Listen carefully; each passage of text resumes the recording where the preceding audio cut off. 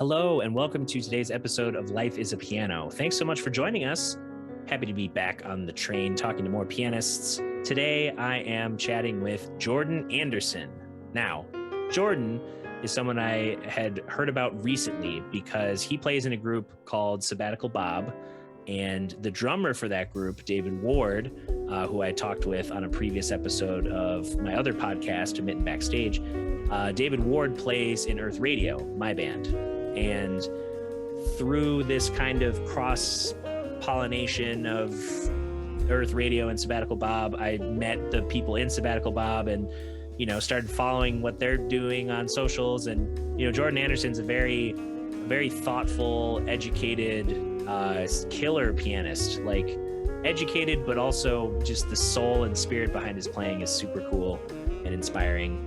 And he plays with the Vincent Chandler Experience as well. So you can see him in a lot of different projects on the east side of the state.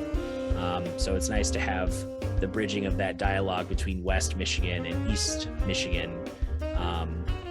And just, talk shop, talk history, talk music, talk culture. There's a lot of talking in today's episode that's really cool, and excited to have you all experience that very shortly. But first, if you like Life is a Piano, if you like any of the podcasts that I do and want to support these efforts, you can head on over to patreon.com/Dr. Snedeker. There, you can contribute at different tier levels to get early access to the audio and video versions of each podcast that I produce, as well as exclusive merch and more.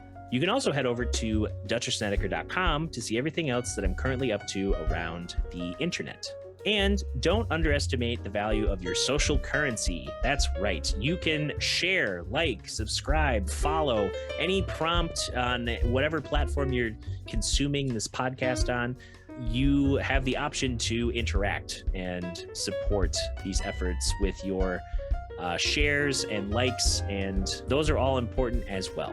All right, enough of me introducing this podcast. Let's just get right into it with Jordan Anderson. It's almost done, like a clip that I'm going to use for promo, just some goofy promo for Friday. Are you the main host cat for Earth Radio? Yeah, I'm the main. Yeah, like, I guess in terms of like posting and trying to let people know about anything and trying to make sure things get shared around or posted. That's me. It's like the Earth Radio stuff on social media. I never knew who was posting, but I swore it was your voice. It's like based on like your other feed, right? I was like, okay, that's probably Dutcher. Yeah. it's every now and again, like Hannah's going to be posting something because I told her like, hey, if you got a sec, because Hannah handles the newsletter. So I was like, hey, I'm going to be in a thing. Can you just take part of what you're already going to type up and make a post out of it?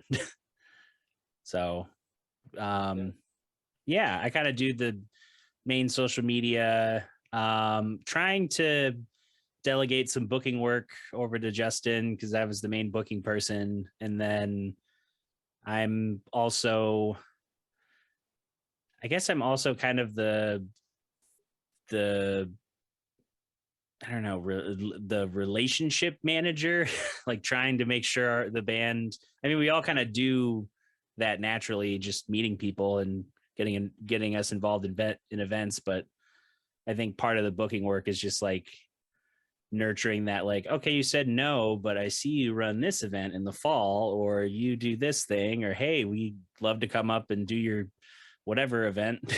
Yeah. So always just making sure you're searching for something to keep it moving. Right. Just have our name plugged in somewhere for whatever reason. Yes, sir. I'm excited to hear the new album.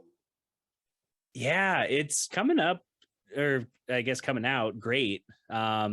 We did 5 tracks in 3 days and a lot of overdubs for those 5 tracks. And then we've done 1 mixing day so far. So it's been a very I think it was like two 2-ish months of pre-production, and then now it's, just knocking it out with whatever money and time we have at Third Coast. Yeah, that place looks real nice. Yeah, I never saw it when it was I guess it used to have a different name, and it was kind of stripped bare versus what it is now, like an actually treated studio space. But yeah, I was just there yesterday, and it was, being there late, I was just reminded, like, oh yeah, I could literally, you know like, there's so many hours later in the day where there's nothing happening that I could just, like, practice mixing or use equipment, or Mhm. so I think I'm And gonna be the studio is a dream. yeah, it feels, I'm like, if there were living quarters there, I'd probably just try and move in. And I'll put a mattress on the floor next to whatever piano. That's beautiful. And I'll make it work. Yeah. Well, and I've even stayed, like, recently I stayed overnight just sleeping on the couch in Studio B, because as long as you know the code, and whoever, whether it's the media company that shares the building or the small studio staff, like, as long as they know that your car's there and the front doors are locked, they don't care.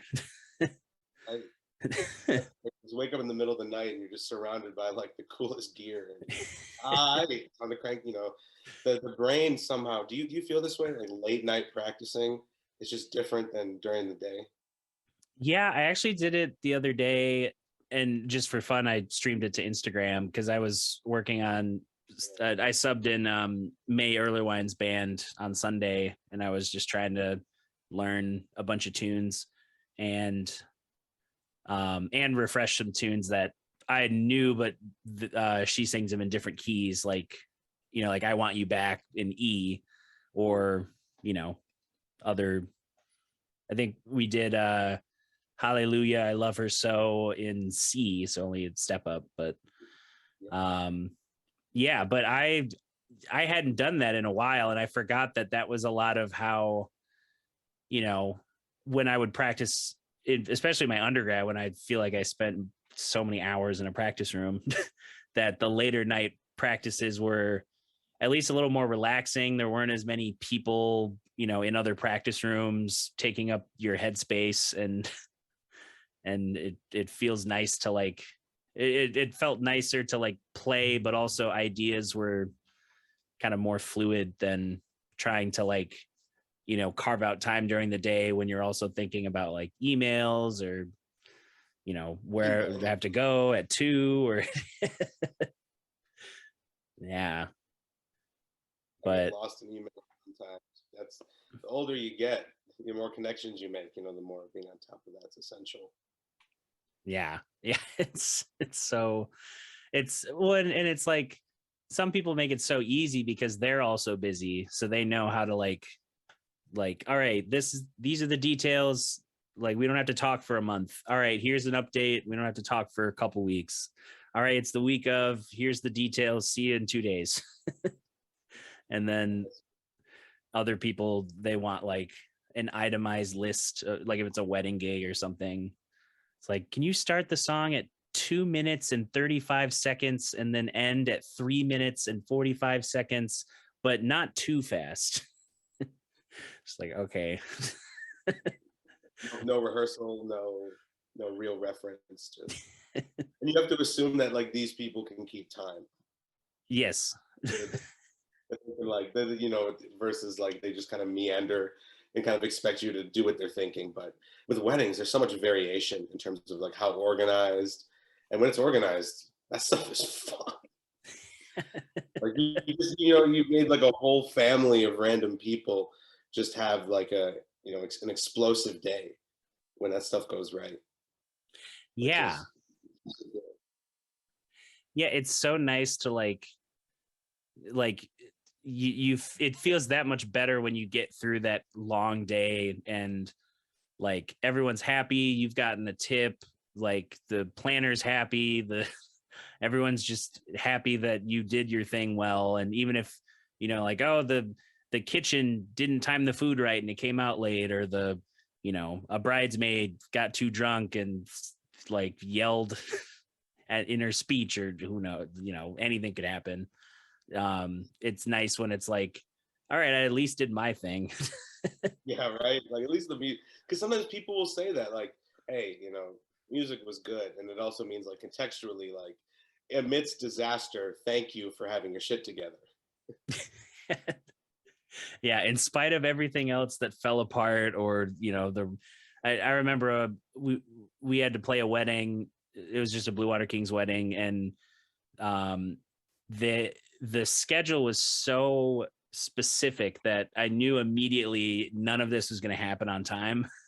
Like, just by the nature of like they wanted Those, like, yeah, they wanted like an hour. They wanted an hour of cocktail music, but they wanted like it DJ'd for part of it, and then like a little bit of speeches, and then the band to come up and play halfway through the cocktail hour. But that was also during the time we had dinner. So and then like, oh, it's 7:35. This is gonna happen at 7:38. But then the catering truck went to the wrong address and then got stuck. oh, So that pushed everything like an hour behind, and we just did our 3 sets at the end and like just made sure that everyone had food, and they were like, okay, that's about as well as it could have gone. After the truck got stuck. it's like besides like food, it's kind of hard to control like how well, because it's usually a catering company.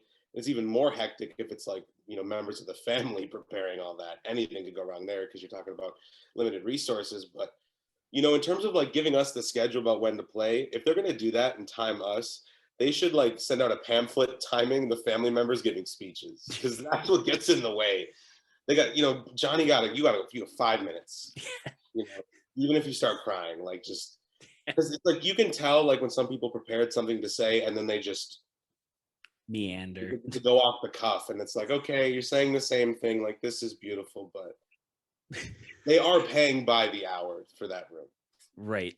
and if they're if they want all the music, then like we're a priority, but it's like musicians are kind of put in this spot where people like kind of half-ass caring about that's like it's essential that we have this, but the treatment and the organization around it kind of shows that they're just trying to do bare minimum to get the most, because the other option is just click speakers, right? But it's like, what I mean, like people want live music, but the value of it, it's like they don't want to pay more to have that commodity. Right. Yeah, it's weddings are still some of the best paying gigs out there, but right. like still put into perspective, like all that work to learn all that, like it's easier to take it once you've already done a bunch of it, but at some point there's a huge learning curve of memorizing material, adjusting to the moment. It's like almost like being in church when you're watching the pastor. I mean, I haven't played in church, but right. Sometimes like the person hiring you for the music is like emceeing and all over the place, like doing all this stuff and trying to get you to play things they didn't tell you. And some point you're like, when can I say that's not above, or that's below my pay grade? Right. Like we're conditioned now, it's like it's tough to say that to people, because it's they'll call someone else to do it. Right. They'll go down their list and be like, well, this guy's kind of good, but he's in the price range we need. So and it's and I just finished listening to this podcast. It's like a 8-episode thing called Winds of Change. And the premise was the people who made the podcast were looking into a story that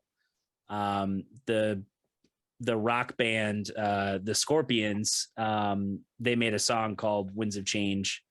And it was, like written and performed around the time at the tail end of the Cold War. And, it kind of, it was like a way for like rock music to kind of infiltrate the Soviet spaces, and like, it inspired the, people on the ground, and they had this big festival in Moscow. And then, like a couple weeks later, that was when I guess Gorbachev got into office and brought down the wall in East and West Germany. And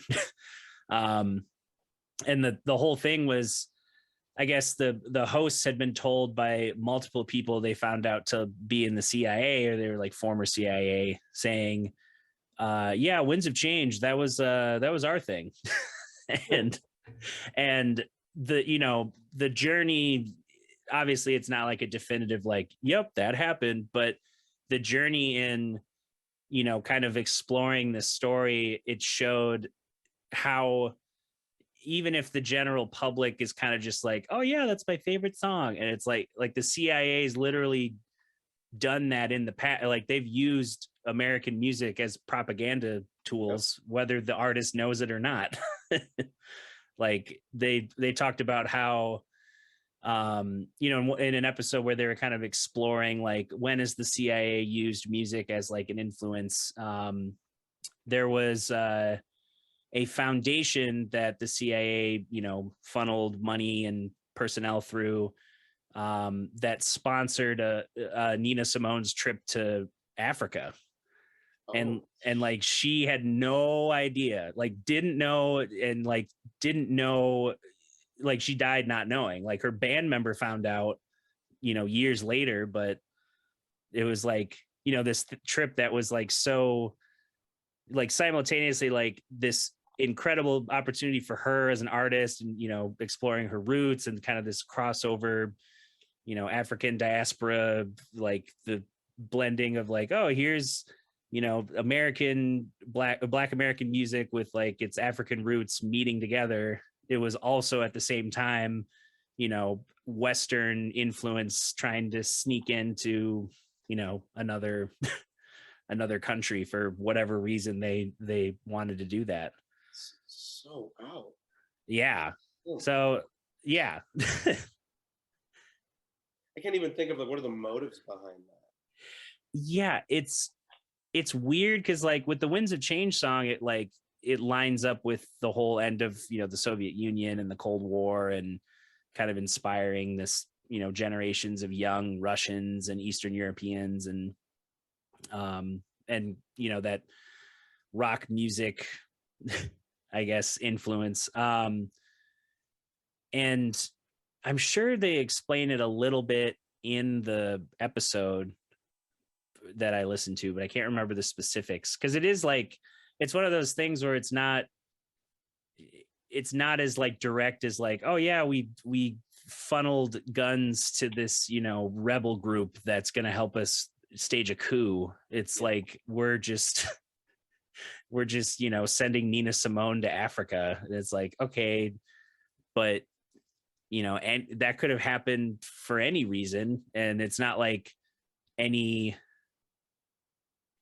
yeah, like it's not like there wasn't any like oh yeah, their tour manager, he was a CIA handler or something. It was just like the foundation that sponsored the trip was affiliated with the CIA. And so I don't know if they're just using artistry as an influencing force in general, which I guess could be the overarching claim, or interesting take, because of just like how American culture has kind of seeped into other countries, right? Like music has always been huge in that way, and then through certain types of music, you can deliberately and kind of very stealthily kind of slip in like moral like ideas and philosophical conceptions like through music, and make people kind of unknowingly ascribe to a belief that supports a specific regime.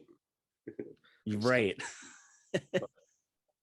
Yeah, it's like mini cultural imperialism, just like, that's the word I was looking for, imperialism. Yeah. And like I just found it interesting that that this story that's just like, oh yeah, the Scorpions worked with the CIA, like something, some random dude, you'd be like, okay, whatever, we were at the bar, he said something stupid, we're not really hanging out right now. Yeah. But to then like follow up and then see like, oh, there's a lot more to this story than just like, you know, like, are the Scorpions spies? It's more like, oh, this is, you know, there's a branch of the CIA that just, you know, handles kind of the cultural elements that, you know, that they aren't necessarily like, you know, sending agents out to enforce. They're just, you know, involved. One of the ways the hosts of the podcast thought they were involved, you know, it wasn't like the CIA wrote Winds of Change or the CIA, you know, had an inside man on their tour company. They thought it was the dissemination of the tapes, because it was so hard to have music that was over or like beyond the Iron Curtain. Like you could barely get like Western goods shipped through, let alone music. And there was the thought that, oh, maybe they, you know, sent out a bunch of tapes and it, you know, they just pop in with a crate full of tapes, start putting them in different music stores and just kind of stealthily have that be the influencing force. And I guess there was a lot of attention on the festival because the Moscow festival, it was billed as like an anti-drug and alcohol festival, but all the all the bands that were on it were like, you know, the Scorpions, Ozzy Osbourne, Motley Crue, like all the peak like rock and roll drug alcohol abusers all on one festival. So that don't do that. Yeah. Hey, don't do drugs because I want to do them all. And so it's like, that was, you know, on the face of that, that's already weird. And then the tour manager who had managed like the Scorpions, Ozzy, Bon Jovi, like he was just like the it guy for, you know, 80s rock and metal. He ends up getting caught involved with I think drug money that had been funneled through Noriega. And when that whole bust happened, he got like a plea deal and didn't have to go to jail. So there was just like, wait, he's the only one that it's like he was involved in like intercontinental drug money laundering, and yet he just gets to go home. And I think the judge, like, they made a stipulation of like, hey, could you possibly get Bon Jovi to play my wife's event at the community? Like literally just like asking for favors. Ooh, that's predictable. So yeah, the power of music apparently could get you out of prison or in prison or in the CIA, or it's crazy. And speaking of prison, I read a Hampton Hawes's book, and he talks about, you know, his experiences being arrested and in prison during, you know, 1959, when all these jazz innovations happened. And as we know, as Nick Payton says, jazz died that year. And so Hampton obviously leaves jail exposed to a completely like, you know, modal avant-garde, just new expressive takeover. But while he was in prison, apparently there was an upright piano in the like the common area. And cats inside kind of figured out who he was, but he was so bummed out about just the experience, and obviously he had to kick the heroin habit while he was in jail. So all of that made him have basically no inspiration to practice. And then I think it was, you know, after a little while being there, maybe a year, maybe not as much as a year, but he starts to play the upright. And then, you know, cats start to watch him and they're like, damn, bro, like that's, you know, that's killing, yada, yada, yada. And he hated it. He absolutely just resented not having his privacy. Wow. And it was just so odd because it's like in prison, I mean, that's a healing thing for everyone, but it's like, you know, his loss was so great that he couldn't, you know, he needed to like reestablish his relationship with the piano by himself before he was ready to like give his gift. I'm sure he didn't lose that many chops either in the few years. I mean, it's, you know, you shed so much that a lot of it kind of stays, and you can take breaks, and you know, it might take a little bit of time to get some of that, like the patterns and the tongue twisting type of movements and stuff. You know, I like tongue twisters, you know, those like weird patterns where you're just using like it's like maybe one pattern of like fingerings, you know, it's ascending or descending thing. And you get all these cool shapes with that. But I Right, can't all imagine he the lost very much. But he displayed himself in the book as like quite aggressively not wanting to be listened to, like, wow. which is just so intriguing to me, given the circumstances of being in fucking jail. But, Yeah, yeah. oh, You'd think you'd like seeing a piano, you'd be like, oh, cool. I can hopefully use this to like, you know, like part healing, part building a community around the fellow prisoners instead of like, you know, having enemies. yeah, And uh yeah, that's like that reminded me of you know, this dude who I think he's back in prison because he just can't stop being a white nationalist trying to kill people. But he was in a black metal band. His name's Varg, like Verkinese. I can't remember how to say his last name, but he had he was in prison for like at least 30 years because he was involved in the murder of like another black metal band member, like of a rival band, and then also burned down like 7 churches or something. um so very intense. And he was in prison for a long time, got out, and then immediately like recorded an album. And his claim was that he hadn't listened to music during that whole time he was in prison. And I'm like, even if that wasn't true, I was thinking like that's such an interesting like it's like what happens if you're like stuck 30 years ago with like what you think is like this is where I left off in music, and you think of how much music developed in like the 80s, 90s, early 2000s, like production wise, the all the different decades having their own genre shifting, and the advent of hip hop. I'm like, yeah. what did this dude like not hear in the time he was in prison? Like, there was not like a single radio in any sort of common area where he was, what is that? Like, for at least 10 years, you're going to be hearing some new stuff because it's like eras really come in like groups of 10 years, you know? Yeah. Well, and my thought was maybe because of the nature of his crimes and just because like when he got out of prison, like he was basically under arrest within 5 years again because he was one of those dudes that he knew how to like kind of be calm and smile for like people checking in on him, but then Yeah. he was like hoarding guns for like a race war or something. So Ooh, they busted him with like dozens of weapons in like various parts of his like farm estate, and just like nope, can't can't have well, that. watching. So yeah, very opposite story to a pianist trying to rediscover his love of music versus like I don't know, a dude who I don't really know why I guess he made the album because there wasn't any indication of like with that type of guy. It's not like, oh, I just wanted therapeutic healing after my time. It's like you literally still want to do the same crimes. Yeah.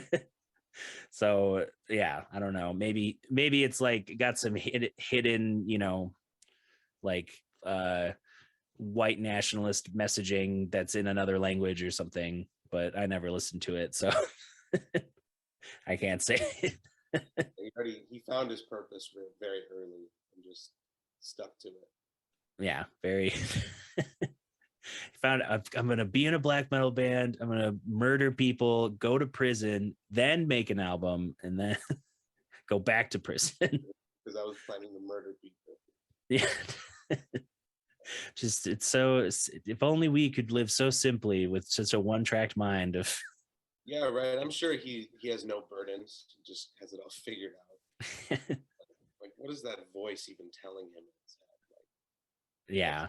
it's just like, I mean, yeah, when you dive into the irrational, you can just ask questions about it for days. And it's like, Yeah. and then those people left a long-lasting cultural like footprint that you can't ignore. And that's what we have these dialogues a lot today, right? About musicians who weren't so great people, and Mm-hmm. many were very bad people, but they left this mark. And there's this especially in the jazz world, we talk about, I mean, racism is like the most prevalent thing that affected jazz, but among the musicians within the community, right, the biggest problem was probably sexism. Right. So, in terms of like interpersonal relationships. And like, Yeah, and the most pervasive, like still seeing that from, you know, New York friends that are trying to get grants or try and, you know, get on the bandstand, or, you know, there's always that like, okay, yeah, whatever, I assume because you're a woman you're not as talented, and it's like, nah, she's literally award winning, and you're just like, I don't know, what I haven't heard of it. Like, right? Yeah. It's crazy. I Yeah. was going somewhere with that, and I can't recall. Oh, jazz artists leaving a legacy.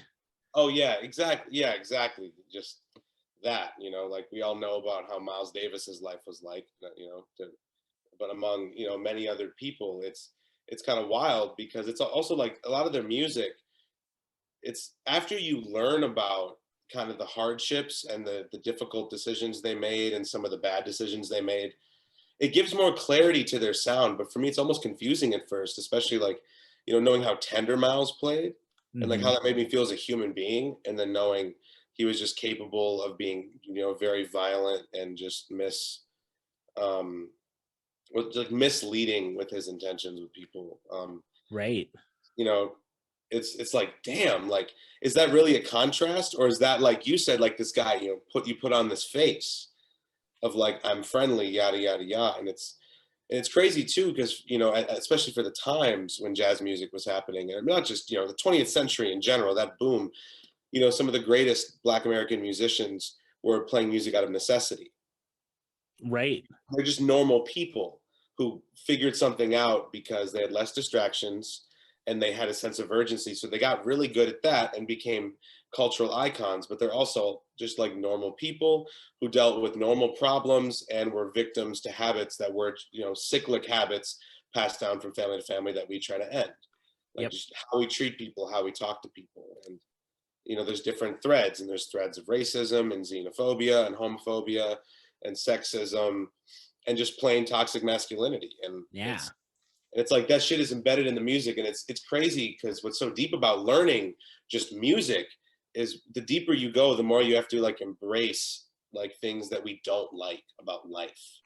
But it's Yes. like, but that comes off in like how people tell stories, because what's a who you know, who I easily get sick of like the super happy predictable story that's just a ooh climax and then we sit here. Yep. And at the same time, like, you know, playing, like improvising and like being happy, I believe that we have to, you know, feel happy to do that, because it's like if you really want to be singing that stuff, it's like a kid, you know, you just gotta innocently like jump around and skip and scat to your own tune, and we can do that in the context of other songs, and that's what so much great music was. And then there's, you know, like things like rock and and like, or like funk or fusion or hip hop have these two sides of like the kind of stereotyped happy-go-lucky, kind Right. of like apolitical, kind of asocial, very just like basic good human life. We could also say more commercial. And then there's shit that's just very dark. It's like Right. I didn't come from nothing, right? Yeah.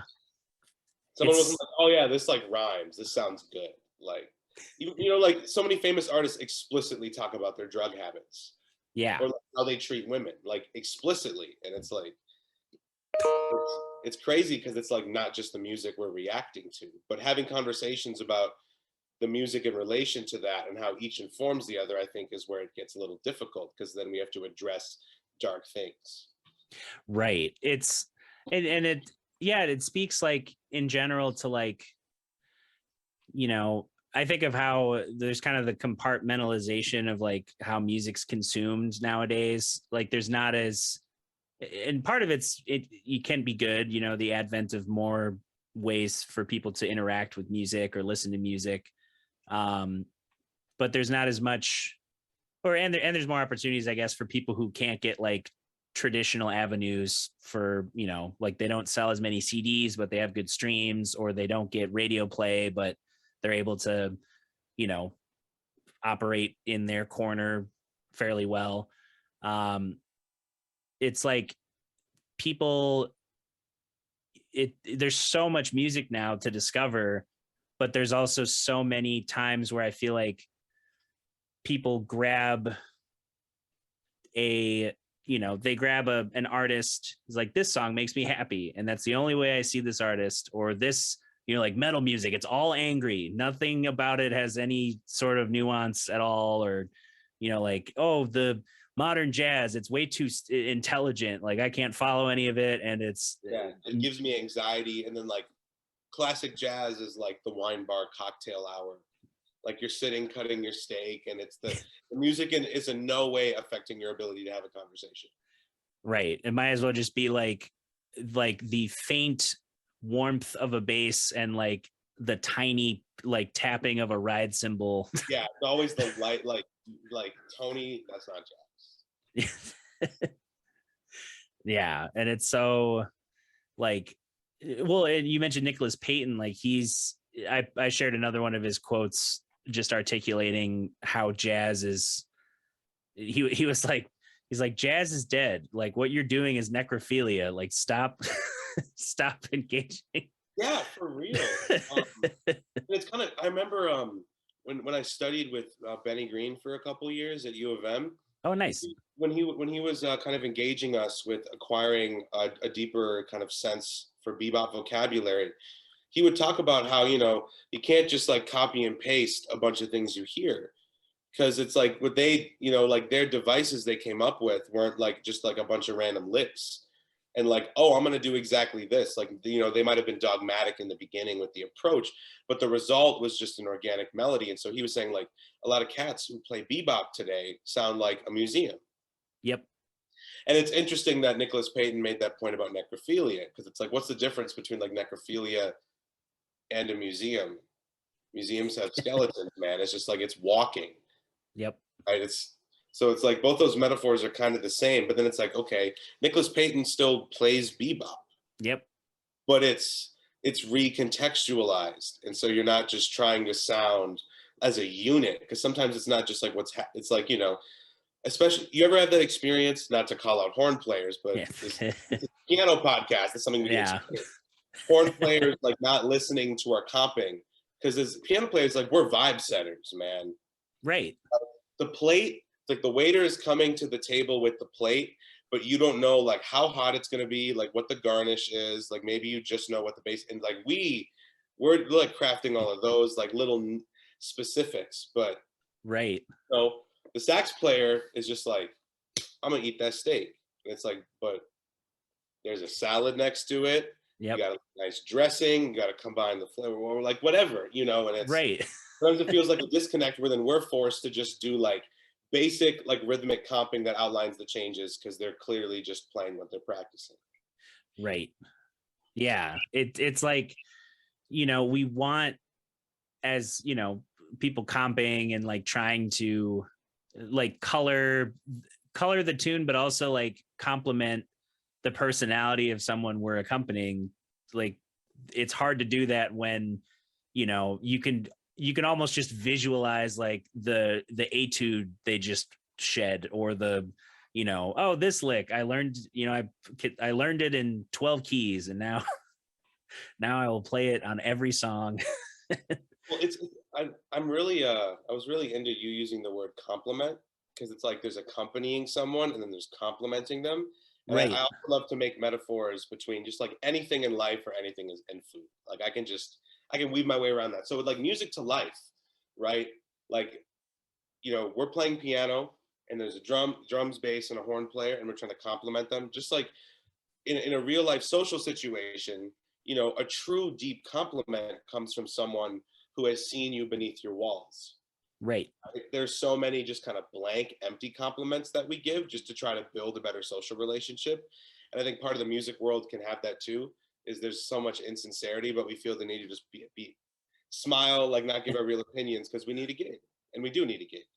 Yep. Right? But it's like to have that real relationship, it's also like not only giving someone a compliment, the listener has to receive it and understand like the genuine nature of you are actually like giving their human beingness like active time and attention. You're actually caring and investing in someone else's humanity. And so when Right. we comp with people, it's like that. I feel like that relationship is important. And we overlook that because when you're just playing your language, the wall's up. And then all you're doing is making small talk without even making eye contact too. It's like just forcing two musicians to make eye contact with each other. That can really mess with their heads. Like I've had friends tell me, they'd be like, because when I get into a zone, sometimes I'll just like stare at someone. Like if the drummer's like going off, I'm just like, what you got? I'm also just trying to like watch their hands to Right. artistic. And sometimes they're like, bro, you just stare at me, and I'm like, yeah, but we're making music when I do that. Like you stare at me, and then you're like paying attention, in like a different way, and it might feel a little weird, but it's like it's kind of crazy. Like if you had a random person on the street walk up to you and just like openly like kind of stare at you, but they did it kind of a friendly way where it might have been a little humorous. It might kind of Right. it'll become engaging, and then you're gonna hi whatever like, and that's cooler than just like seeing a random person who says hi. Like if they do something super forward like that, that's probably a relationship or a friendship that might get built because something like that was such a forward way to interact. You know? Right. Yeah, it's like way more intention behind it, and those kind of interactions. Yeah, it's like you want that randomly walking up to someone on the street, or like meeting someone for the first time and building that relationship, but you also want it on the bandstand. You don't want to hear like, yeah, this okay, cool, like you shed that for your lesson. I hear it. It sounded fluid, but like, what do you read? Like, the professor's not here. This isn't a school gig. This is, us as artists getting to create a moment, and it's tonight. Like, what do you want to like say and have said when it's all said and done? Like, I don't know. I definitely had to think about that with the residency I had earlier this year. Um, I ended up alternating between two different trios. That Uh, was it? oh, say it again. Mackinac Island. Oh no, that was at the listening room in Oh yeah, no, yeah, yeah. So you had yeah, a trio with John and Madison, yep, and then what was the other one? Was that the what's that group called? Shoot. normal mode. Yes. Yeah, yep. So, there was some shared things between both groups, like uh oh, let's include some standards, or let's include, like trio arrangements of like songs people might recognize. But, it's very different having like, you know, like a group with John and Madison who can like, you could throw some more fusiony technical stuff, and there's that foundation of the jazz language already there. So it's less about the semantics of it and more about the like the artistry and the crafting of the tune to make it different from like how we've all played it a million times for school, or or Yeah. that sense. And getting to dip into like the neo soul, the Glasper esque type stuff too. And then with normal mode, we have, our own original music that is kind of like spacey, lo-fi beat, jazzy stuff.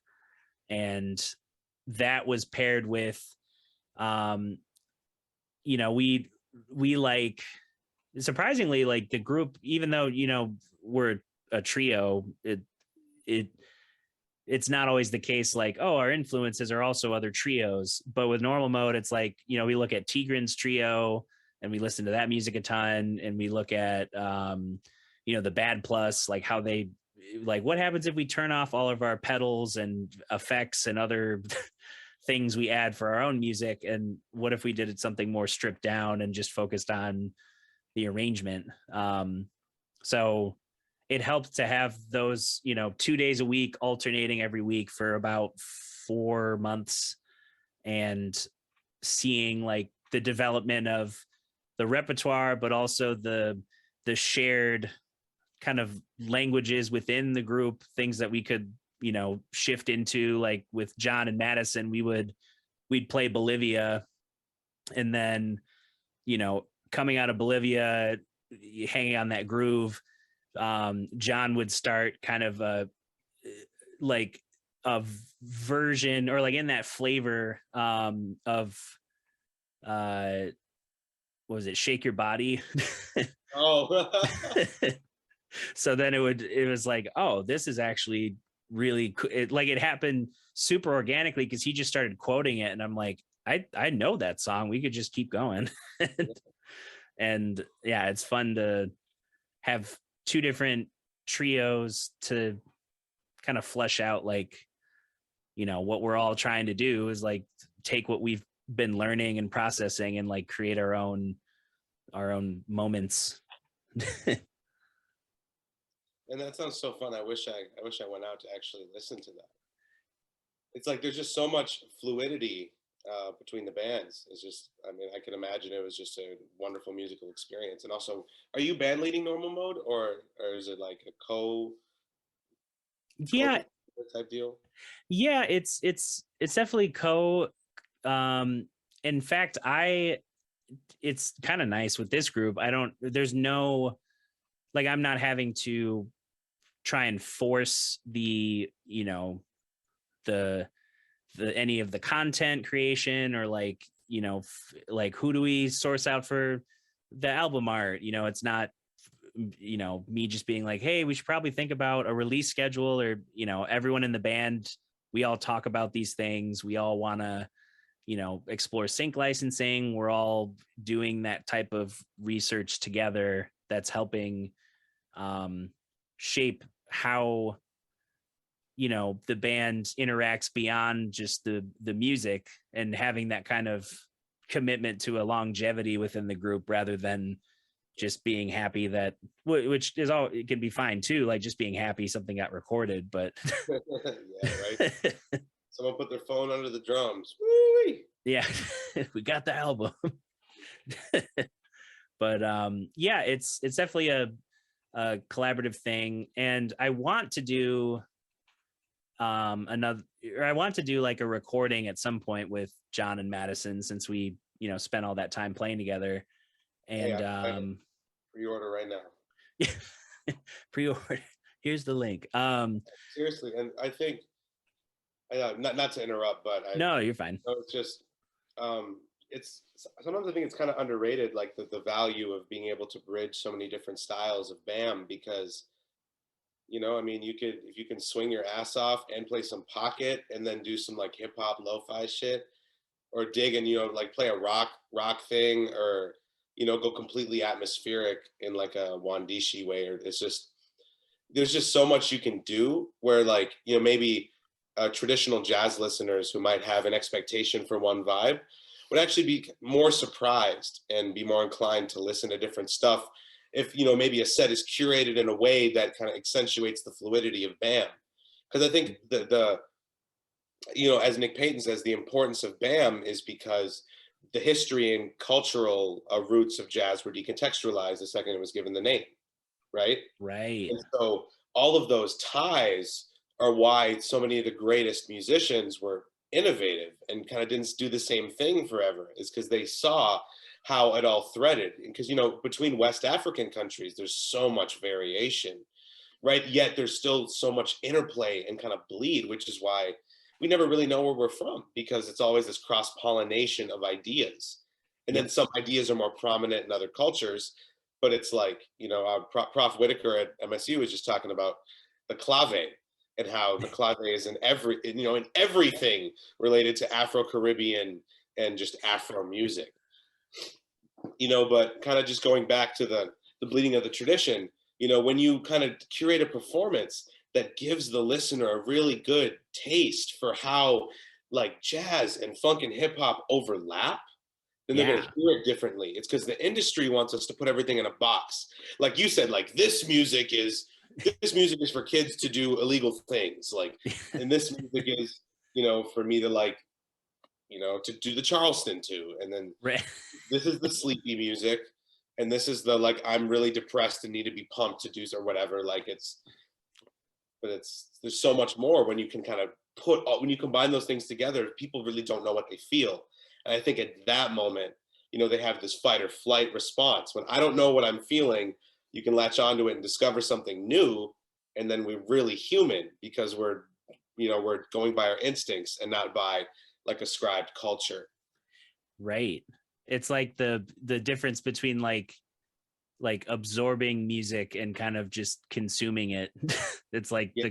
the consumption wants to be like, it's like you walk into a club and you want to be hit in the chest with bass, and that's going to be your response to whether or not you stay in that club. Yeah, that's way too real. Just like, well, and it's funny because I was talking with Brandon Copeland for my podcast Mitten Backstage, and we were talking about, because he's in a group Les Creatifs that's kind of like, as he describes it, like a Miles Davis Bitches Brew era kind of exploration of styles and the presentation of different genres and stuff. And the West Michigan boils it down to like they're a jazz group, and sometimes they'll get hired to be like this like piece of furniture and like a tour of like, this is the arts and culture, and we have a jazz band and we have a painting and we have a statue. And then they hear them play and they get upset like, hey, that's not jazz. And it's like, well, you didn't listen to the music, and two, like you don't understand music anyways. Yeah. There's no hope of explaining what this is, because you're already upset that, like, not that you messed up, it's automatically placing the blame on the artist versus like taking ownership of the fact like, oh, I didn't do my due diligence. Like, I know what jazz is, okay? You stop being fake. It's like, Yeah. how do you even engage into that kind of conversation? I'm just out. I'm like, you know what? I'll think about it. Yeah, I had someone who it's an event that I'm playing this season, that I'm just doing background music, and they contacted a friend for a recommendation. So you would think like, okay, they're looking to a person they trust in the scene to give them a recommendation, and that'll just be it. And when the triangle was complete and I was contacting the person originally hiring, they wanted like, it's like, could you send some examples of like what you're going to play? I'm like, if the dude who's your friend, who is a professional, like a person in the scene who like his opinion is valued, like, why would you need me to like play through, I'm going to play in a sentimental mood for you so that. Because 3.5 donors are coming tonight, and they just need to make sure that they're pleased, and they're only going to be there for 5 minutes. So can you just play Piano Man and call it jazz? Can you be loud enough for them to like twice throughout the night look up from their plate and go, well, that's jazz, and then go back to talking about, I don't know, like, when are we going to tear down that children's hospital? It seems like Yeah, we're gonna have 3 hotels on Grand River. Yeah, I know there's a limit to how much we can, invade the skyline of the city, but can we just block out the sun with our industry? I know they're talking about this phenomenon sad, but I really think it's the opposite. People would be happier if they were inside working more. Yeah. Yeah, we need that. That's been the funny thing with the whole pandemic. There was a ton of development downtown with like a whole bunch of office spaces that were built within like the 6 months before everything shut down. And now they're just kind of like, well, we've realized that we can still get the same amount of productivity having a chunk of our workforce not have to be in the building physically every day, every week. So we have all this empty office space, and we don't know, like, I think some people are thinking of converting it into living spaces, which I guess will just exacerbate that problem. But it's like now, instead of, modern business work environment, it's, a prime downtown real estate for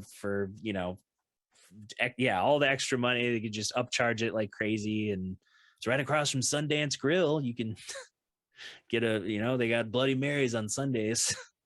You'll pay $2,500 a month. And the slow domino effect with that is, like smaller businesses will have to pay more rent as the general value of that area goes up. And then that's how we lose jazz clubs because, of course, like their excuse for not paying us enough is what? They don't have the money. And that's Mhm. not necessarily true. They're just choosing to have certain expenses. It's like, hey, maybe you just shouldn't buy Wagyu. Maybe you should just buy normal beef so you can pay us more. Yeah, Like, it's or something like it's like, okay, so is there like a plan for how many profits you want to make?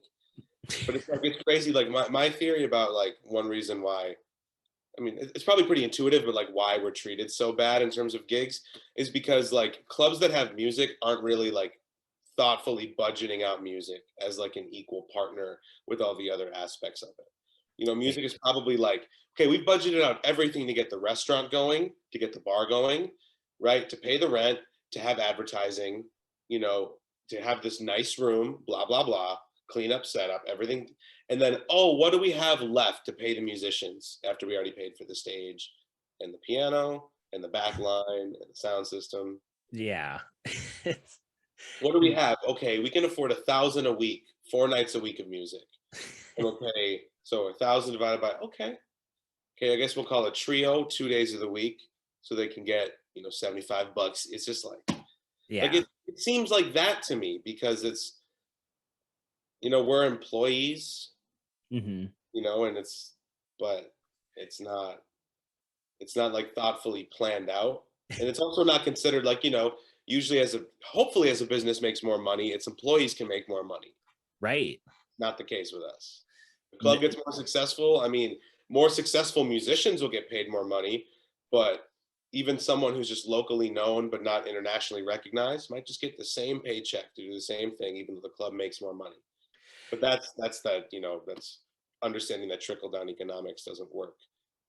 Yeah, and it's like it's also I think about like for whatever reason, and this is coming from 4 years of being in Earth Radio. Our best shows are not in Grand Rapids. Our best shows are in Muskegon for sure. Like that's more of what I consider like there is local support in Grand Rapids, and we've won awards and stuff, but we don't have that kind of for whatever reason we don't have that kind of like draw that like a band that comes from outside of the community has for some reason.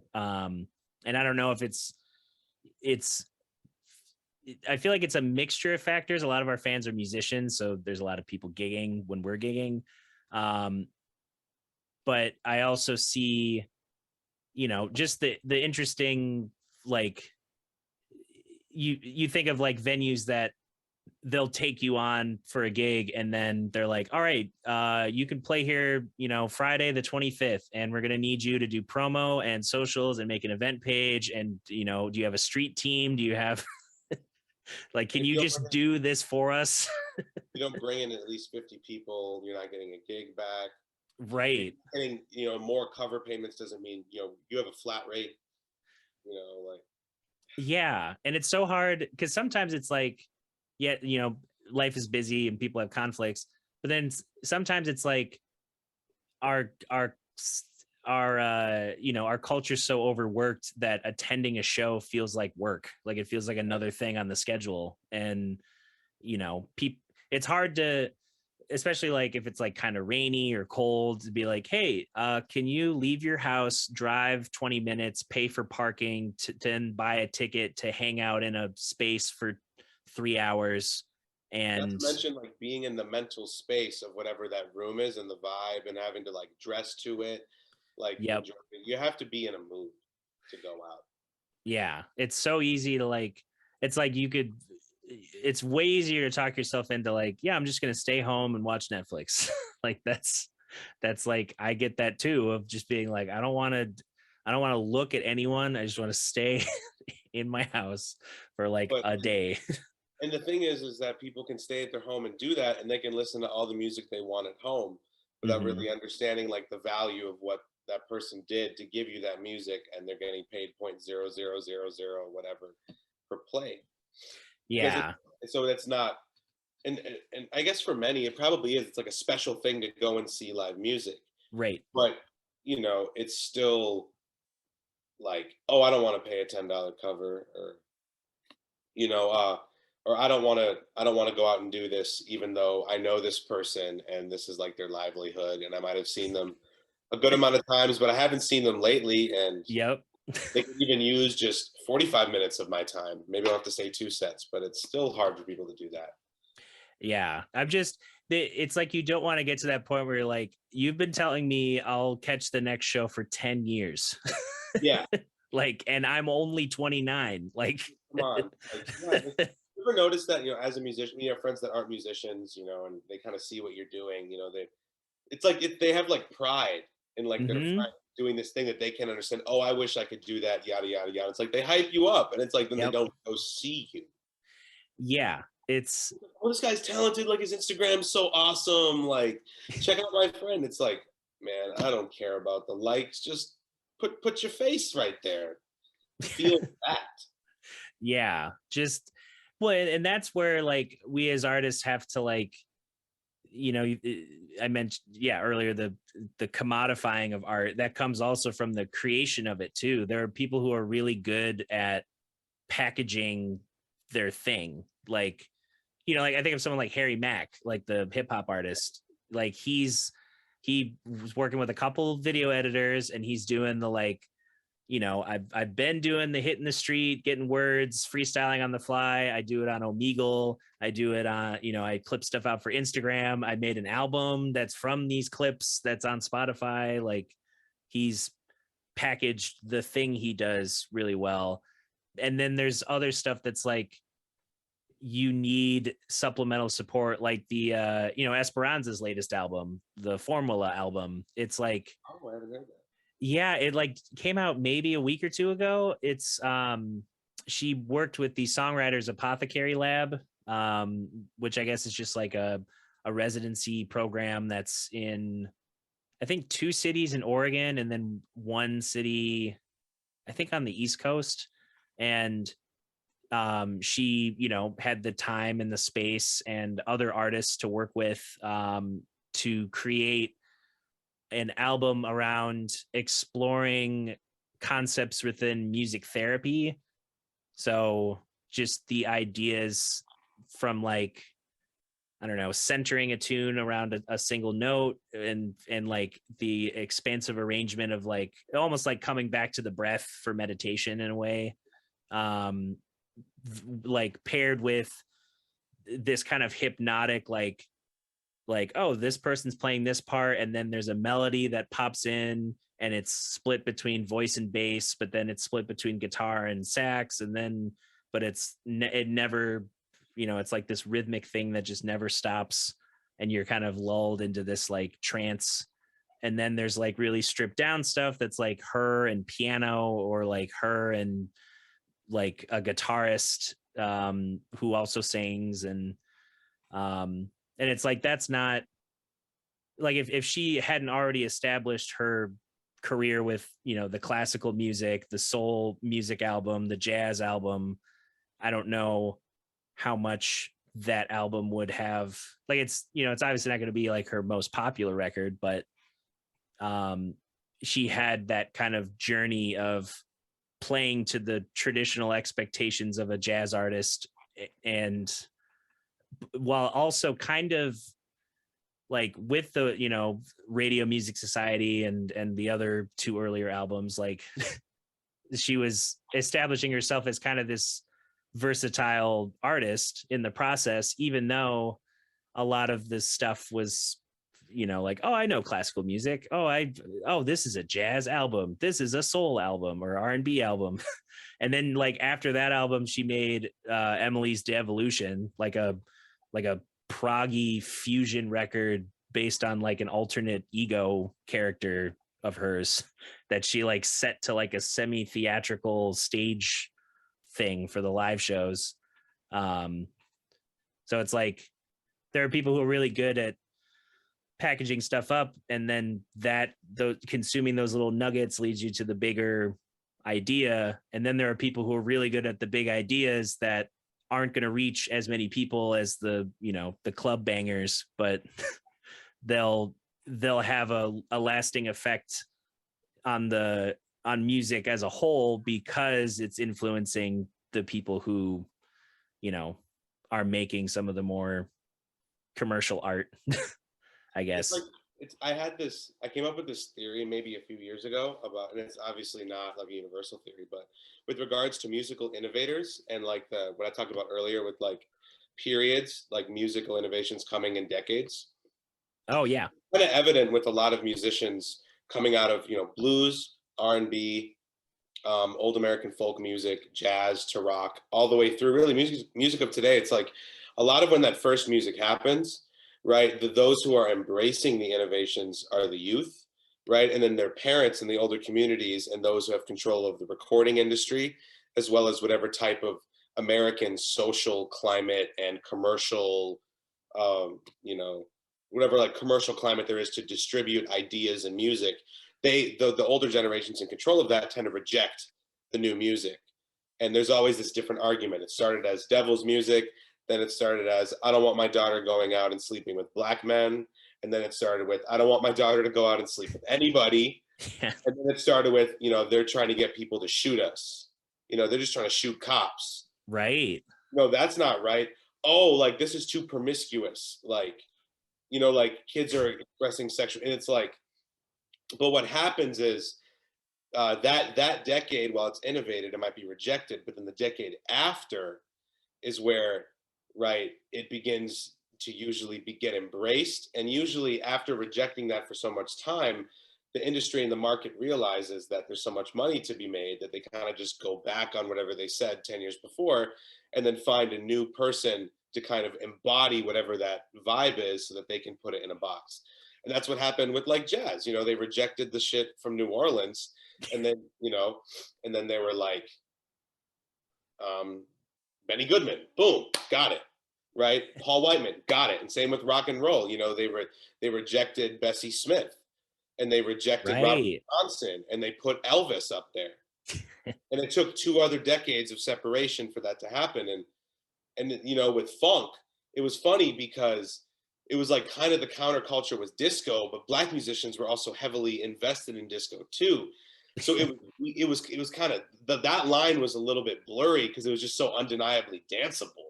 It was like, come Right. on, it's a derivative of swing. And then, you know, with hip hop, it's like, you know, people are taking the vehicle and just rapping about stuff that's has nothing to do with the culture. It's just like, I took my kids to school today and I got them a number 2 and then blah blah blah blah blah. Yeah. Just No, and yeah. It's well, and that it makes me think too of like, you know, like hearing things. I heard somebody had a band that was like a Christian blues band, and I'm like, what does that mean? Because so much of like Christian music in you know the white rock church, or the, you know, the black gospel CCM hybrid that it's now today, you know, the like it's all like about like communal like uplifting and hope, and you know, like we just have to keep looking to, you know, beyond yeah, humanity. And I'm like, answer what is a God, you Christian have to believe. I'm like, what is a Christian blue like? It's like, I woke up this morning and Jesus said it's gonna be a good day. Just like, It's not a conflict.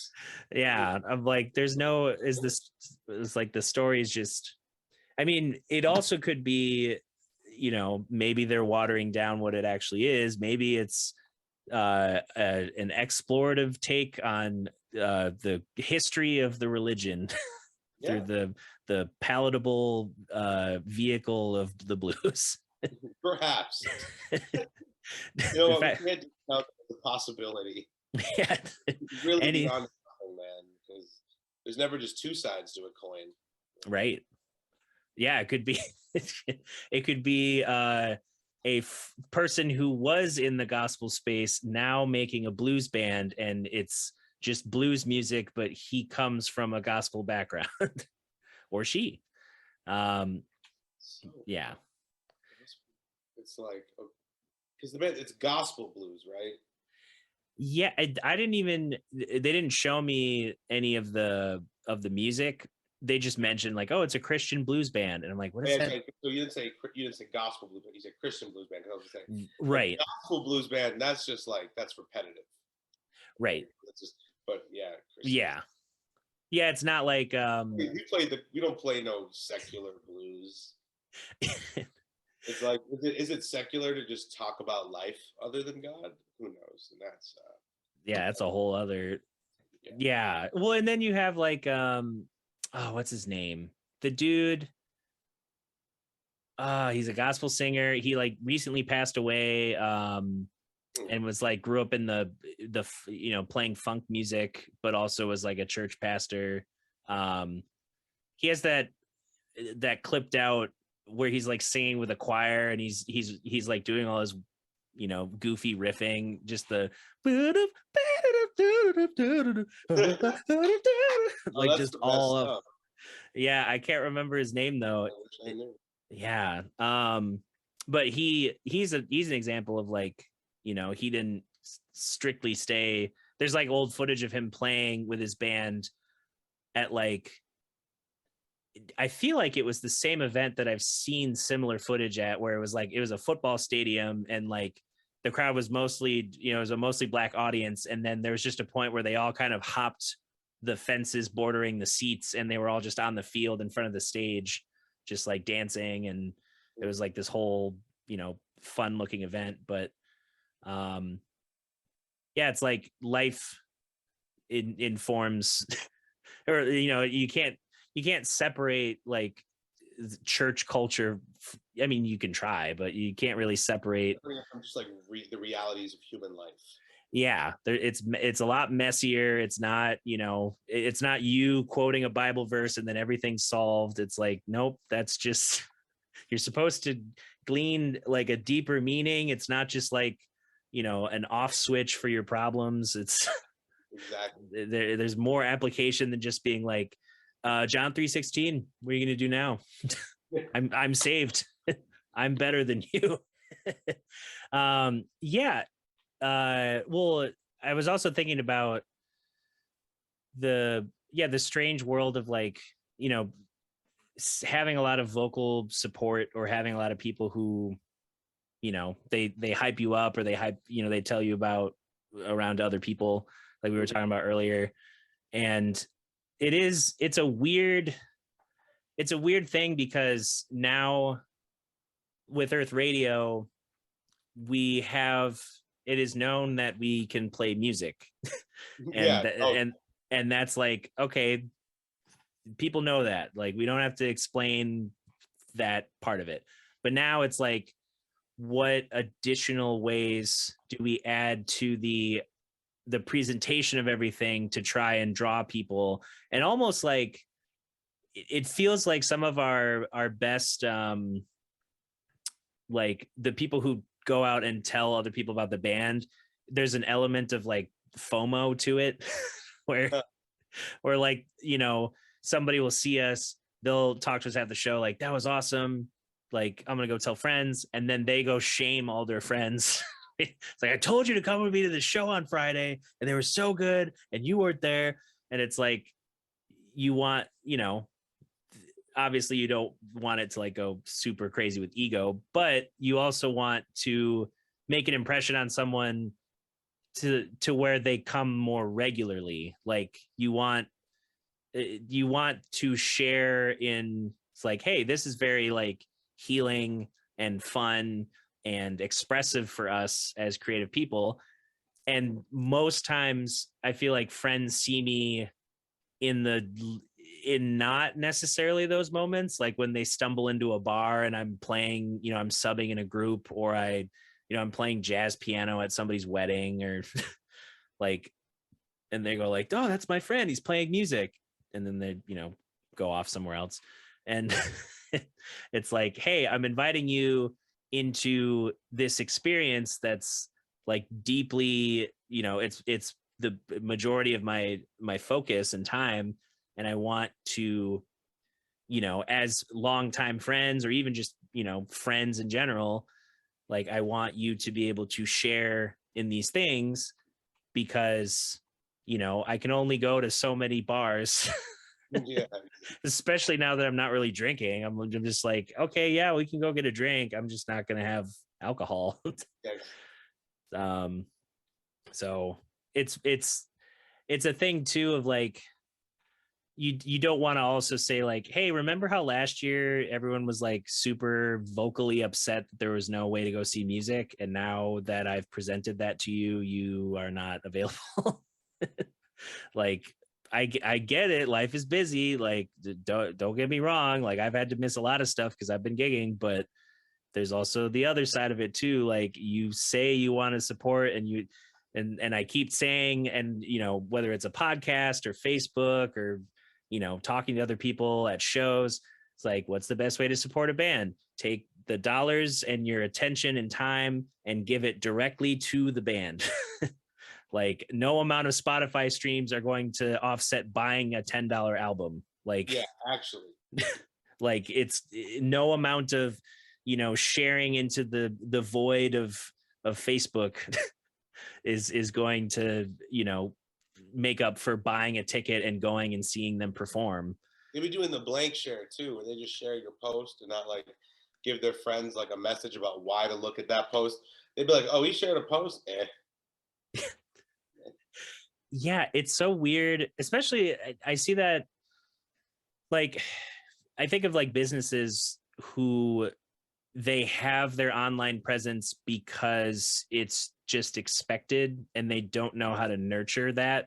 They Yep. just they use it as like kind of a blog or a newsletter, and sometimes, like, you know sometimes it'll get a post that gets traction and it's like, oh, cool, but they don't have anyone in house who's like helping curate that, because it's like another way, it's another way people see the thing. So like, if you have an event there and you're not really promoting it, they an average person stumbling in just going to be like, okay, yeah, they got music, instead of seeing them like present like, hey, we have this band, they do this kind of music, they were here last year for our harvest fest, and now they're back, and they threw down last time, and like any amount of like trying to get people informed and hyped is kind of just thrown away. But then there's also the, like, most venues that host music, I feel like in Michigan nowadays, especially with like the craft beer boom over the last decade, like there's more. I've you always use the term like sonic furniture. Like, we're the people that get decorated into the space so that when someone walks in to order a beer or get a Yep. piece of food, it's like all the senses are engaged, but they're still buying the product. And About to be here.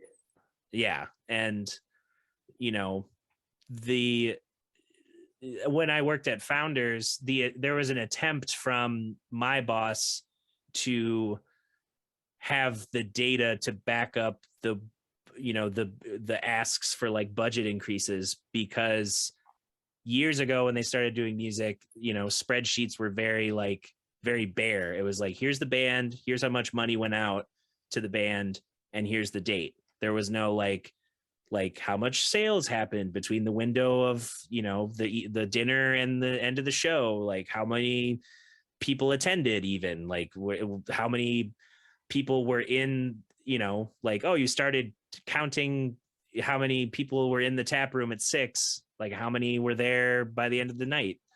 And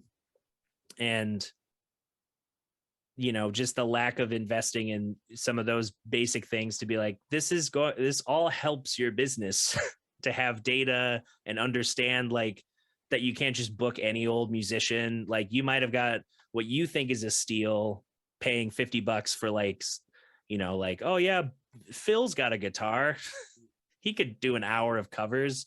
And it's like, yeah, but Phil can't play or sing, and you're just trying to save money when it's doing is turning people away from the culture of it. Like, it's I don't know, the investment into artists continues to be like this thing that when you see it happening, like on Sunday, I'm hopeful for this venue that is going up in Traverse City. It's a cooperative venue, Common Grounds Cooperative, and it's not just like, people, like roommates in a house making a house venue or something. It's, local businesses partnered with local people investing that are also committed to being part owners, having this space that is trying to be a multifaceted community space, where there's, on-site affordable housing that's based on income, and like, childcare, and local businesses that are like right at the ground level and that are also part owners and supporting of the whole building, and like a dedicated listening room for the arts. And I'm interested to see if that works, because it'd be a great way to like, get a bunch of artists together to like all be, if we have 5,000 part owners, because everyone can give $100 and we make a venue happen. But yeah, I don't know, that's that struggle of like not wanting, it's like trying to figure out what motivates, like I see like The Rock, he just put out a hip hop single, and it's like he's #1 on the rap charts and #1 on YouTube and #6 overall. and I'm like, how did The Rock, like The Rock is such an anomaly, because he came from such a niche, like WWE obviously has a bunch of fans, and it's, the legacy of it, and it's popular, but now he's just kind of like the general motivational dude. Exactly. And just like, that's the brand. And then everything else is like, oh, like he plugged his tequila in the song. And I'm like, this dude just doesn't miss a beat. Like, all right, I'm going to do one take. I'm going to rehearse it like crazy. And then I'm going to drink Terramana. And, it's like, do I have to do that? Do I have to like be super jacked and like incessantly positive and like, I don't know, have a tequila brand? But yeah, it's like, there's that, but then there's also the other side of it, where I'm also very aware of the people who I don't really have to work as hard to have understand what I'm doing, or come show up, or, do things. And I'd almost rather build something around that. And even if it takes longer, just because it has more longevity than like trying to latch onto a trend and hope that you have some staying power. But And people just want, like, they want the clout of, oh, did you hear The Rock put out a hip hop song? There's that. You get social currency. And then there's also just the wonder of just knowing of his career, like what could he possibly do? And then I'm sure like most of the plays that got him to #1 were from both of those things. Someone wanting to not be someone who hasn't heard it. Yep. Right. And then so you can tell people, have they heard it? And that's social currency. And then it's just I put on a hip hop album, gotta hear that. Like, it has nothing to do with quality, man. But if you're listening to your favorite radio station, and maybe a new rapper with a name you don't know put out a song. Yeah. Nothing. There's nothing going on. There's just not paying it. Most people don't care. They're like, I don't know the name. Why would I care? It's new music. There's so much new music. I listen to new music by the thousands every day on playlists. But the difference is those playlists are curated to give off a certain very tangible vibe that, again, is just about currency. And then you're sharing playlists and making parties for a certain playlist to have a certain goal or whatever. And it's just, we break it down too much. And so, yeah, as musicians, I think it's definitely just more important to build with those people you don't have to try so hard to be understood by. Yeah. And the more people you build like that, then they'll do the work for you. And that's the problem, is you have to getting them motivated enough to actually, because we don't need like a marketing team or an agent. I mean, maybe things get so busy that it's necessary, but really like word of mouth is supposed to do that, and but people aren't trying to do the work to really like hype up local musicians in their own scene. They just, they'll share a post, go to a show once. But if people were actually talking to all the strangers they met about the live music that they see and that they could support, I mean, that would have a very strong trickle effect. Right. But instead, we just talk about different things like, did you buy this product, or did you eat at this place, or did you Yeah. see real? It's like, that's what we're exchanging. There's always a shared amount of information, but music is so devalued that we don't feel inclined to spend our time actually trying to tell someone, you should check this out. It's Right. just like mostly musicians doing that. And then, of course, we're fortunate enough to have those fans dedicated enough to always say more than we need to say about ourselves.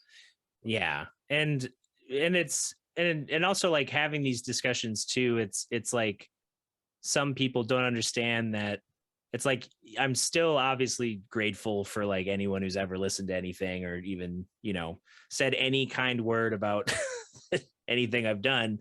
It's just the like, you know, I actually just bought a hoodie that will just express my general it just says exhausted on it. And I'm like, I'm very, it's tiring trying to like justify what you're trying to do in your career to people who whether it's like trying to be helpful or just out of fear or their own experience not making something happen that they wanted to. There's always that uh like we wrote a song about it actually for the new album. Justin wrote this song called Backup, and it's the tag in the chorus is what's your backup plan. And we made the song like have some ridiculous moments and just like I take a crazy video gamey synth solo and it changes mood towards the end, and there's kind of like this automaton version of that phrase that's just kind of stated through this like this funk groove with some different layers and almost like a West Coast hip hop vibe. But that whole song is almost like an answer to that question of like, yeah, our backup plan is still doing this, like that's our job. It's a passion, but it's also a career. And half the time it's like trying to find people who are already established in more commercial avenues to then lend credence almost to like Hiatus Coyote. Like people who knew Erykah Badu, they followed her on Twitter, and then Erykah Badu shared Hiatus Coyote's music, and all of her fans were like, oh, this band's sick, like, and we found out about it through Erykah. Or when somebody who, like, I'm sure we'll get some fans because the guest producer we worked with, Paul Clemson, super nice dude, super helpful, like very much in our same brainwave of how we work in the studio and what we like trying to do. He's worked in everything from live sound with like Justin Timberlake, Alicia Keys, like all these like top artists, to like him and his wife started like a broadcast sound company that works with like the Tonight Show and like NBC affiliated programs.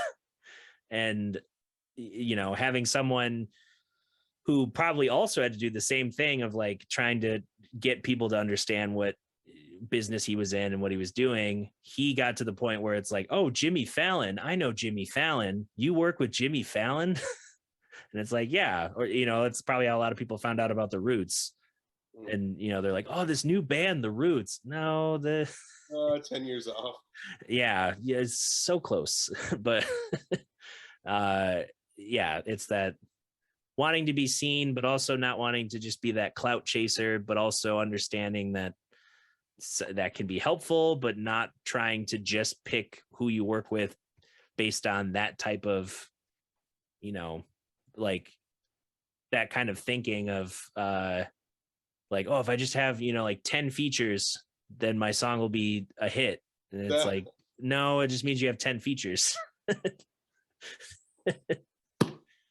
It's Oh, it's a lot. And well, and you know, from at least on the like the production end, just like I'm getting to the point of wanting to self-produce something, but um yeah, like the amount of work that went into like your Say Less project um is a you know, a blending of, you had a lot of fun putting it together, but there's a lot of hours that aren't like, you know, the people will never have seen that go into it. So when they approach the album, they're just like, oh, it's like a book, I guess. And then and yeah, the second like me and Lewis really like put our foot, put both our feet in the water, and like we're gonna do this.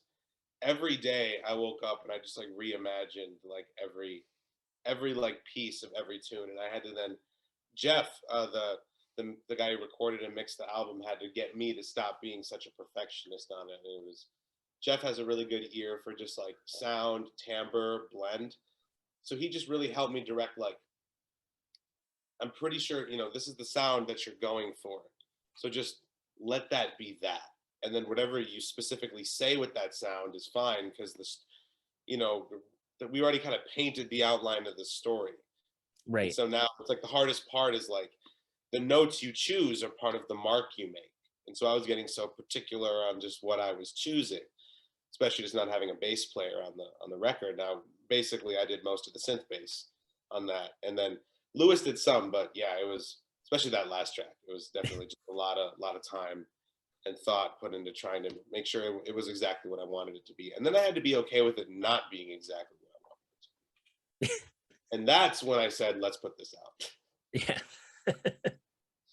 Yeah, there's just a point where you know, I know friends who have like whole albums recorded that they've been sitting on for years because they're like, well, now the time has passed and I don't know if I should put it. I'm like, just put, who cares, put it out. Like you could at least, you could put context for it, like these songs were recorded, you know, 6 years ago.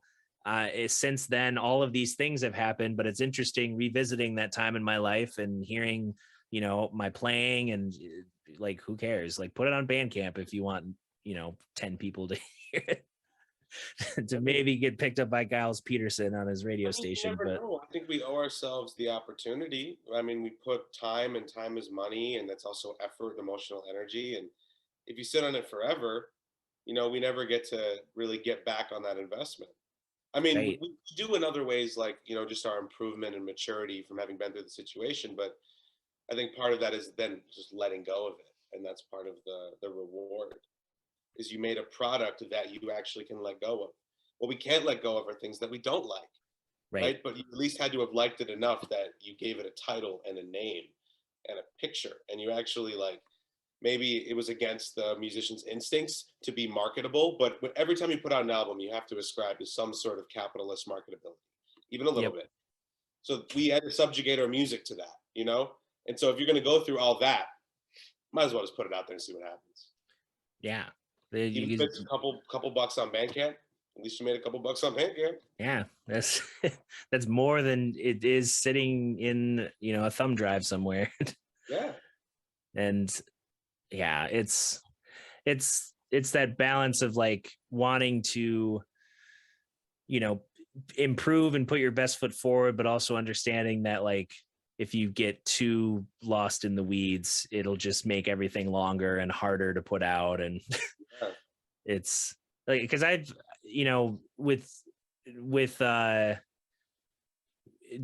precursor band to Earth Radio was this group, the Underground Circus, and that project has, I think we put out 3 albums in like the 2 years we were kind of gigging as a group.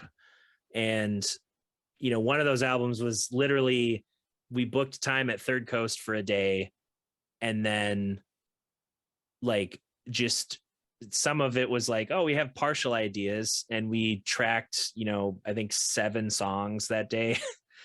And the, you know, some overdubbing and stuff came later, but a lot of it was just kind of organic to like, oh, we have some seeds, let's see what happens if we, you know, start watering them and taking care of them.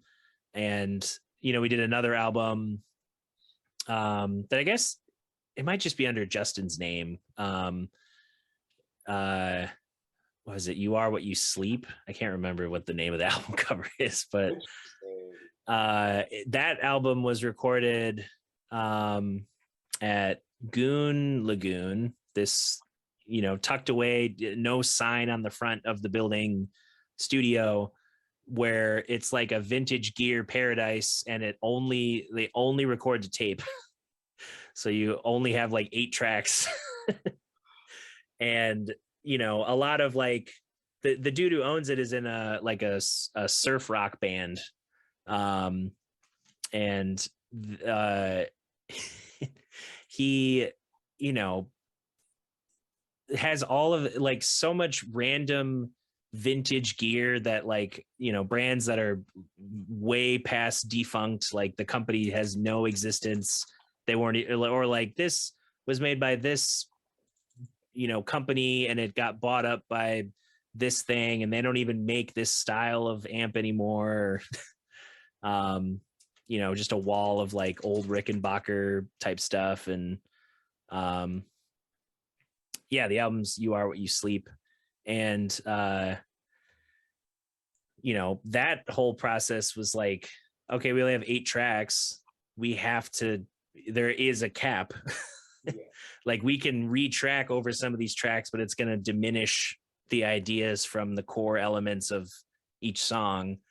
So within, Tommy Schichtel, who owns the studio, like he's really good about, like, I don't even know how he was able to, like, we could retrack things. And I'm like, how you're just like on the fly, like rewinding and being like, all right, yeah, I found the spot. And then like punching in on tape. And then, everything from like there was a tune he wrote that was like a very like goofy rock and metal tune with like the weirdest extended, like, this like kind of, I don't know, it was a twangy rock riff type thing that I ended up reprising at the end of the song as a rag.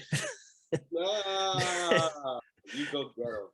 And it, these things aren't, some of it's thought out, but most of it's just like, oh, what if you tried that? Oh, that sounds cool. Okay, keep going. All right. That those type of recordings helped me not get stuck in like perfectionist mode. Like, oh, could we retract that solo, or could we retract that part? It's like, nope, I just got to be ready to like do like 3 takes maybe, but like think of it as 1 take. And just come in with that energy of like, I should know how to play this song by the time I get in the studio. Yeah.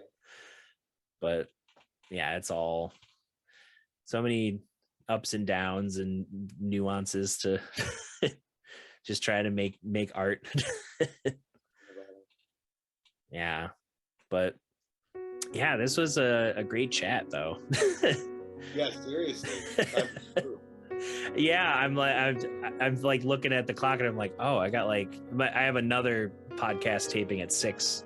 So great. Thanks for hanging out and chatting, and a lot of great insight and things that I wasn't aware of or like half aware of. And where should people find, like, because we talked a little bit about some of your projects, but you're involved a lot in the Detroit scene.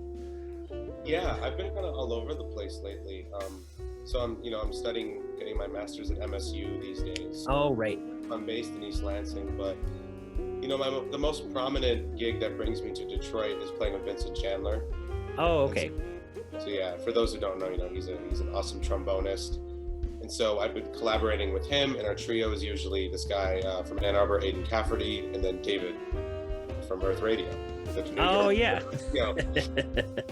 So David can't make the gigs this weekend, but yeah, with the group is called the Vincent Chandler Experience, and so I'm like his piano player right now. And I've kind of, since the pandemic, I haven't really booked any of my own trio stuff as of late, but I'm still playing with Sabbatical Bob. Oh, so yeah. got some gigs coming up around the Halloween season, going into November. And then from there, we'll see. I'm working on a Say Less album release show, but I've just kind of been delayed and just dealing with school and other things. So because you know how that music sounds. It's like, I want to turn that to a live band concept, and I want to be really thorough about it. Yeah. I'm trying to find the right balance of like how many of the compositions are kind of going to be looser and maybe have like a more like Mingus, New Orleans-y collective improvisational vibe versus tunes with a real arrangement that I'm kind of organizing throughout. And so I want to kind of experiment with like a super band. Like 2 keyboards, 2 drummers, maybe like 4 horns, Yeah. really go all out. So I've just been kind of taking that together. I know Lewis is waiting on me to put it together, because it's like Lewis came up with I think about like half of the concepts for the tunes, but I guess I kind of like, because really like it's crazy like how different the stuff sounded, but each month of me just like tinkering with it in my Ipsy basement with Jeff's rig and all of my homies' keyboards and my stuff, like the stuff I was just changing it all the time. And so a lot of the stuff, Lewis is really just kind of just waiting on me to feel comfortable that my part is done, because he locked on the drum stuff real quick. And I was like, I wasn't exactly sure what I wanted to say with all of the stuff together. And so that's really the next thing to watch out for, is the Say Less release show. Awesome. Yeah, I'll have a bunch of links, I think here for YouTube, and audio, it's wherever it goes. Cool. But yeah, I'm sure we'll cross paths. Hopefully, me and David keep talking about an Earth Bob record. I gotta meet you in GR so we can just chop it up, man. So we can just hang out and chat. Like, yeah, definitely just trying to kind of learn more about you as a person, and just play with yourself. Hopefully yeah, definitely. Anyway, we'll chat again at some point soon, or hang out. And I'm gonna go, figure out what food I want. Sure. Have a great, enjoy yourself, Maestro. Yeah, you as well. I will see you hopefully soon. Yeah, we're only 45 minutes. Some sort of gig will interlock in a way, Right. Sounds great. See ya. All right. Thank you for listening to that conversation. It's always great to meet another pianist and not just have that kind of camaraderie that comes from playing the instrument in a professional setting, or also coming from a background that involves collegiate music education, but to have someone who, really thinks deeply about art and thinks about, everything that comes culturally with the arts, and trying to be an artist in today's, climate.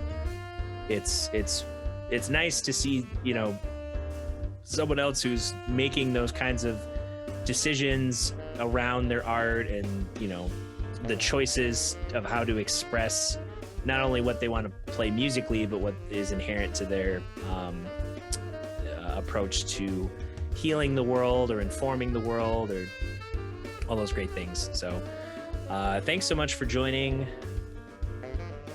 on today's episode. If you enjoyed the podcast, again, you can go to patreon.com/DutcherSnedeker to support, DutcherSnedeker.com to see all the stuff I'm up to around the internet, and you can follow me on all the various socials to get those little mini updates throughout the week. So we'll see you next time for another episode of Life is a Piano.